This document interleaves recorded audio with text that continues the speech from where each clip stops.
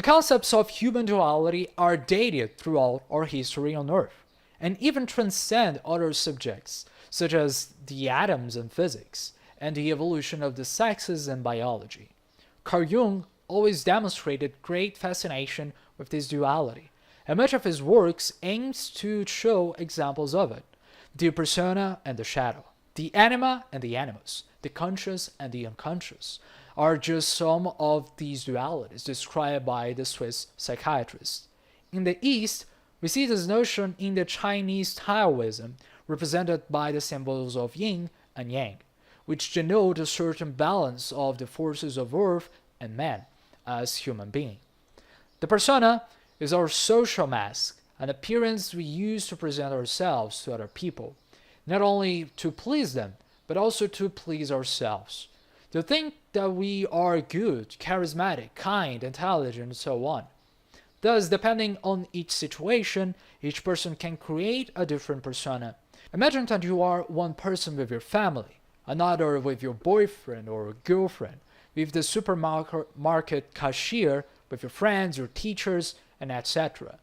These diverse and different versions of the same person, different masks of a single you. And the good thing is that all of these people also do the same, showing only parts of themselves to us, while our true self or ourself is up to our own subjectivity. At the beginning, we are all persona, and we often confuse ourselves with it, with what we present ourselves to be, which we build over time in order to be better accepted by others and by society.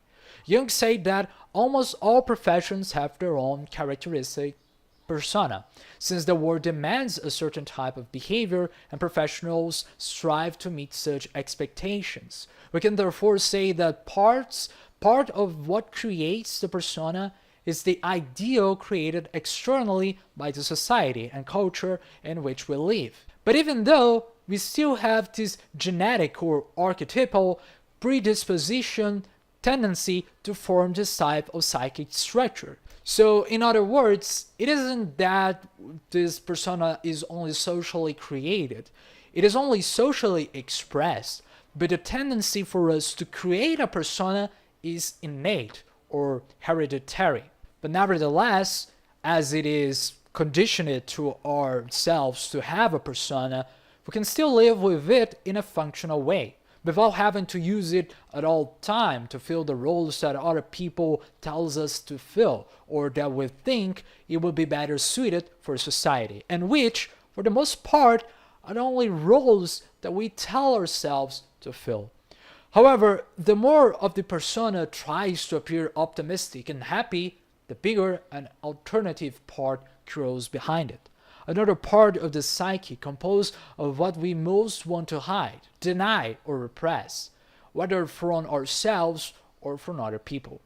This part is called the shadow, and everyone carries one, and it can serve us in two ways. On the one hand, it can act like a repressed animal, isolated from the consciousness, which corrodes it as it from inside, and as Freud stated, it aims to get out in the worst impossible ways.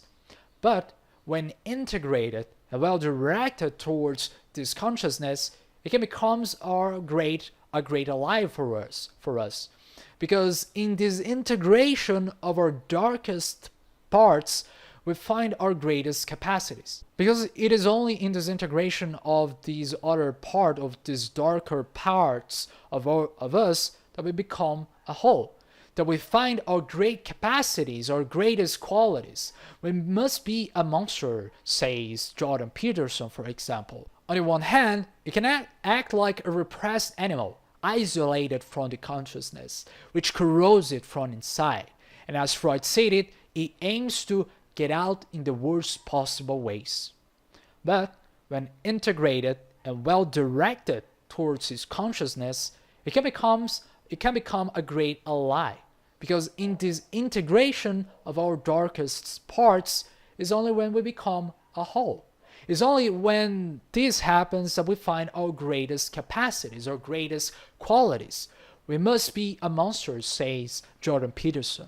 We must recognize our own tendency to commit atrocities, crimes, and heinous things, our aggressive parts, and then decide to not to do them. For anyone who is not willing to see this capacity in themselves will be subject to being a victim of anyone else who does it and is willing to do it. When we are controlled by our shadow, we may lose ourselves to the sides of our unconscious, or the Freudian id, or instinctive parts that are little recognized by our consciousness, without taking responsibility for our own actions. Today, we know that one of the parts of the brain responsible for aggressive behavior is measured by the insula, the main region of the limbic system, the emotional parts of the brain. When we feel ourselves with anger, our prefrontal cortex, one of the greatest distinctions between human beings and other animals, responsible for rational decisions, is practically turned off, leaving then the brain at the mercy of its more primitive and fast-acting parts.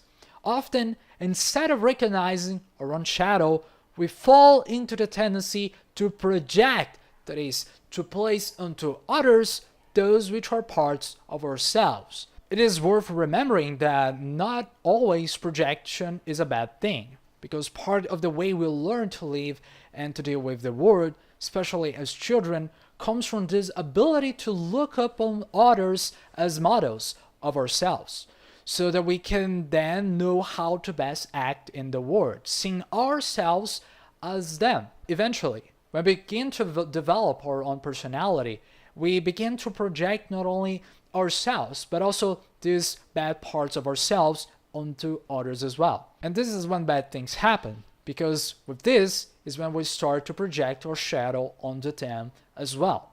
So whatever the process of facing your shadow is, doing so requires a great deal of courage, as it forces us to face our own weaknesses and our negative sides. And some people who attempt this task can easily become bogged down to thoughts and emotions about their own negative qualities, and then forget about their own wholeness as a being that is also composed of other parts. Psychoanalyst Melanie Klein described this process as whatever the process of facing your own shadow is, doing so requires a great deal of courage, as it forces us to face our own weaknesses and negative sides. Some people who attempt this task can easily become bogged down by thoughts and emotions about their own negative qualities, and then forget about their own wholeness as a being that is also composed of other parts.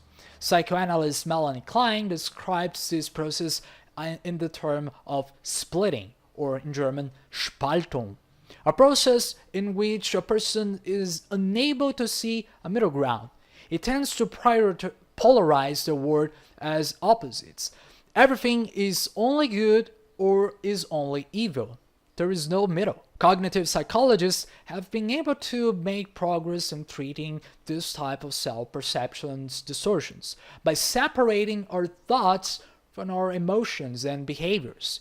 We are able to analyze ourselves better and to see how we can be two things at the same time, having different actions at different times as well. We're not completely bad, and we are not completely good either.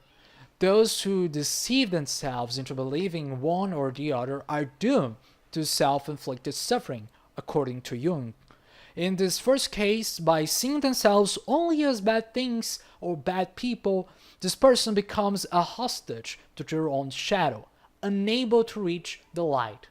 But in the second, seeing themselves only and as completely good, this person refuses to recognize their own shadow, leaving them to become great narcissists who believe that everything that they do is the better thing to carry out throughout life and through society, and also that other people should also serve this ideal of good that they have inside them.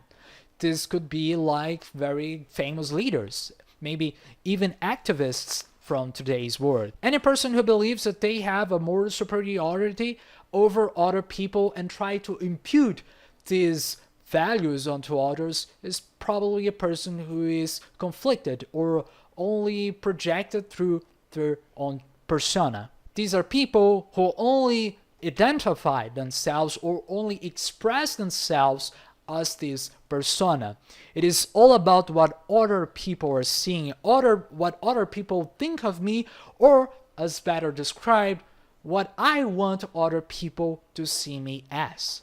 And in Jung's words, when a person tries desperately to be good and wonderful and perfect, the shadow develops a definite desire to be dark and evil and destructive. People can't see this. They are always trying hard to be wonderful. And when they find out that terrible and destructive things happen, they don't understand why. They either deny that they have anything to do with them, or they admit them, turning them into natural afflictions, or they try to minimize themselves by shifting the responsibility somewhere else. The fact is that if anyone tries beyond their capacity to be perfect, the shadow descends into hell, becomes the devil. So these are people that never blame themselves for the suffering or for afflictions they have in their own lives. These are people who are always blaming others. They are always saying it's your fault, but never looking into themselves to this shadow. However, the goal of being aware of this dark side does not mean becoming a detestable person who does whatever he wants to the detriment of others for pure pleasure of masochism. Integrating the shadow in the individual is the same as cultivating within oneself the attributes necessary for one to become a more complete person, a constructivist process, so to speak. It is covering within oneself the claws necessary to attack when necessary and to achieve the goals one has. Because instead of having these sides acting against oneself, it is better to have them acting with you, under your guidance. Just as it is impossible to avoid having a persona, it is difficult for a person to find a way to get rid of the shadow. So initially, recognizing these aspects of ourselves and bringing them to consciousness will be the first step towards being able to use them as we see fit in situations that demand them. And if you want to better identify or to separate your persona from your shadow, I will eventually do some videos on the cognitive functions of Carl Jung, which are a way to identify those personality traits, those shadows and personas within ourselves. Now let's talk about another form of duality, the anima and the animus.